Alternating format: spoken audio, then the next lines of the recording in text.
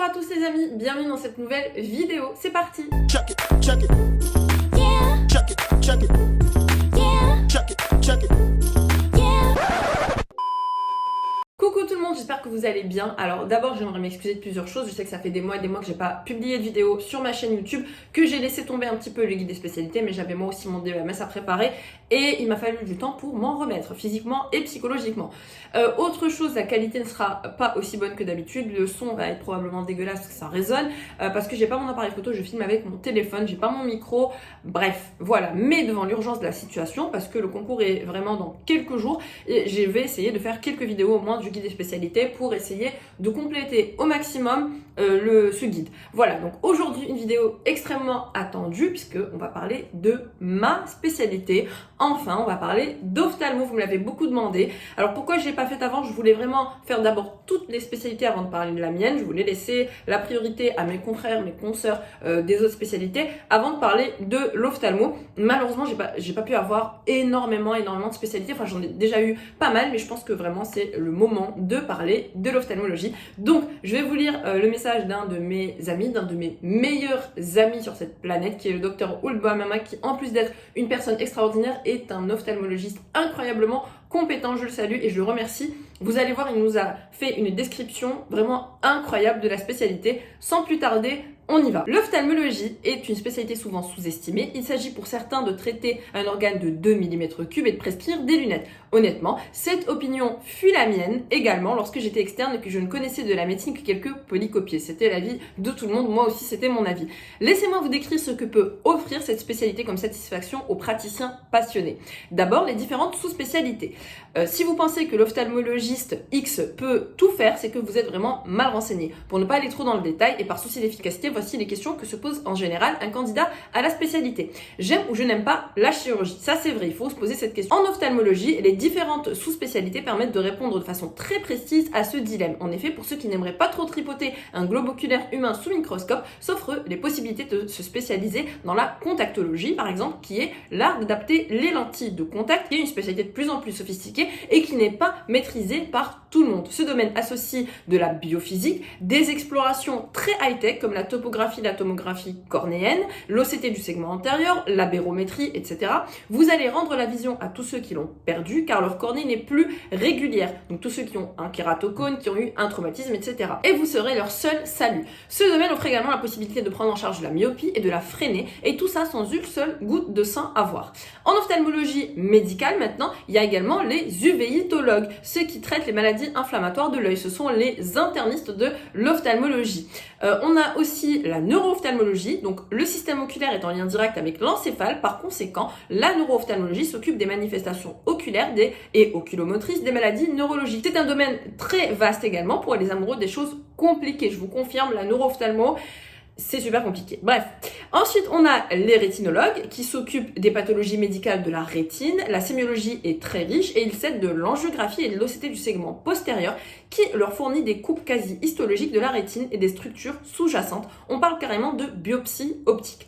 Les sous-spécialités physiques et chirurgicales, pour faire court, vous avez les chirurgiens du segment antérieur, donc c'est la chirurgie de la cataracte, qu'elle soit sénile, congénitale, post-traumatique, compliquée, etc. Vous avez aussi la chirurgie du glaucome. Il y a différentes techniques qui sont possibles actuellement, c'est vraiment un monde à part entière. Ensuite, vous avez la chirurgie vitréo-rétinienne, donc il s'agit d'opérer derrière le cristallin, on est dans le vitré, on enlève forcément, et on a accès direct à la rétine. Les techniques sont actuellement très avancées, les outils et appareils sont d'une très grande innovation technologique. Là, la dextérité est le maître mot, bien évidemment. La chirurgie oculaire est un art à part entière et nous avons de véritables rockstars dans le domaine à l'échelle mondiale. Parmi les autres spécialités chirurgicales en ophtalmologie figure aussi la chirurgie du strabisme. C'est une spécialité à part entière. Donc il s'agit d'opérer les muscles oculomoteurs afin de redresser une déviation oculaire. Cette sous-spécialité sous-entend une bonne compréhension, une bonne connaissance de la physiologie oculomotrice et celle de la prise en charge de l'amblyopie. Alors ensuite, on a aussi la chirurgie réfractive qui est également une sous-spécialité spécialité très high-tech qui va utiliser des lasers de pointe comme le laser excimer ou le laser femtoseconde. Le but de cette chirurgie est de corriger les vices de réfraction comme la myopie, l'hypermétropie, l'astigmatisme et la presbytie et de se débarrasser de la compensation optique utilisée, à savoir les lentilles ou les lunettes. La demande dans ce domaine est de plus en plus croissante. Le site d'action, ça sera la cornée, surtout pour les vices de réfraction faibles à moyen, où on va utiliser le LASIK ou le SMILE, qui sont deux techniques de chirurgie réfractive. Et on a aussi la chirurgie dite FAC, c'est-à-dire l'implantation de lentilles intraoculaires en plus du cristallin dans les fortes myopies par exemple. Voilà, cette description n'est pas exhaustive, mais on ne peut pas résumer un monde en quelques lignes et j'espère qu'elle aura éclairé un petit peu votre lanterne. Merci beaucoup mon ami, ce message était vraiment incroyable, c'est une très très belle description de l'ophtalmo. Voilà, j'espère que ça vous aura éclairé, je suis sûre que ça vous aura donné envie parce que c'est un message qui donne envie.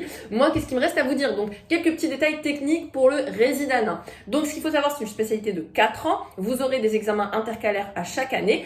Ces examens intercalaires, vous aurez plusieurs épreuves. Donc, il y a une épreuve théorique qui va compter une question de pathologie, donc les pathologies que vous allez étudier. Vous aurez obligatoirement une question d'anatomie. Vous aurez ensuite au choix ou bien une question de physiologie, une question d'exploration, de technique d'exploration ou de technique chirurgicale. C'est-à-dire qu'à chaque épreuve théorique, vous aurez en gros 3 questions. Pathologie, anatomie et une des 3 questions que je viens de vous citer. Et vous aurez aussi une épreuve pratique. Vous allez passer des examens chaque année, donc jusqu'au DEMS. Et l'avantage, c'est que le jour du DEMS, comme vous avez passé les questions d'anatomie, de physio, exploration et technique chirurgicale pendant vos années intercalaires, eh bien vous n'aurez pas ces épreuves-là le jour du DEMS. Donc au DEMS, vous avez juste une épreuve de patho et une épreuve de pratique. Voilà. À part ça, qu'est-ce que je peux vous dire? Honnêtement, les terrains se valent. C'est une vérité. Le souci majeur avec l'ophtalmologie, qu'est-ce que c'est? Premièrement, la formation chirurgicale qui est très très très compliquée parce que en comparaison avec les autres spécialités médico-chirurgicales comme la gynéco ou l'ORL, je trouve qu'en ophtalmo, on peine beaucoup plus à avoir accès au bloc quand on est résident. Mais est-ce que pour autant c'est un drame? Pour moi, non, parce qu'il y a tellement de choses à apprendre en ophtalmo.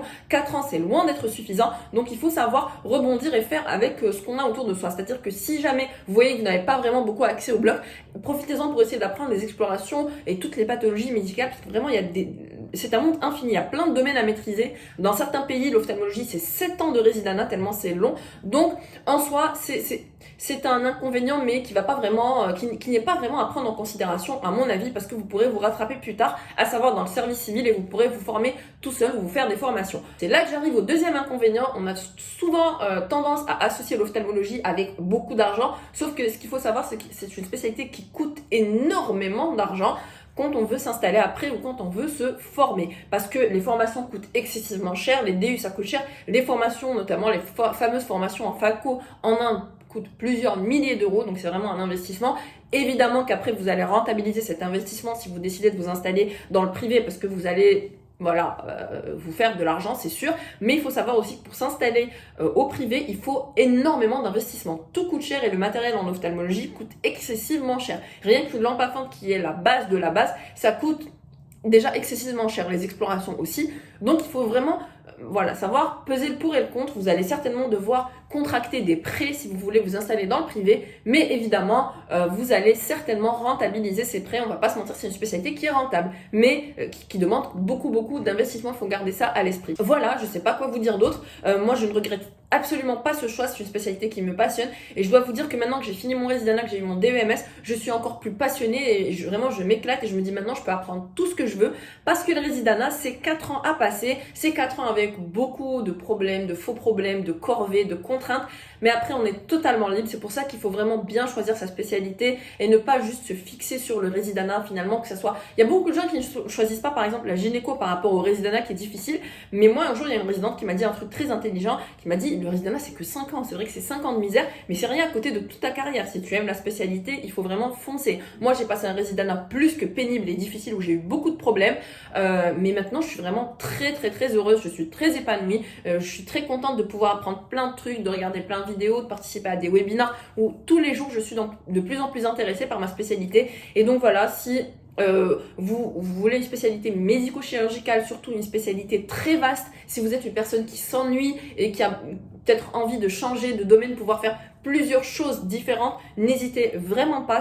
L'ophtalmo offre cette possibilité de faire plein de choses qui sont radicalement différentes tout en restant dans une même spécialité. Et du coup, moi, ça me rassure. Je me dis, si un jour, je veux plus opérer, je peux ne plus opérer. Si je veux faire des explorations, parce que moi, j'adore ça, je pourrais le faire. Si je m'en lasse, je pourrais aller faire de la surface oculaire. Je peux faire vraiment plein de choses. Voilà. Donc, si vous aussi, vous voulez une spécialité qui offre beaucoup de possibilités, n'hésitez pas, je vous conseille fortement l'ophtalmologie. Bien sûr, je reste à votre entière disposition. Donc là, c'est ma spécialité. Je vais peut-être même vous faire un live dessus si vous avez des questions à poser sur cette spécialité.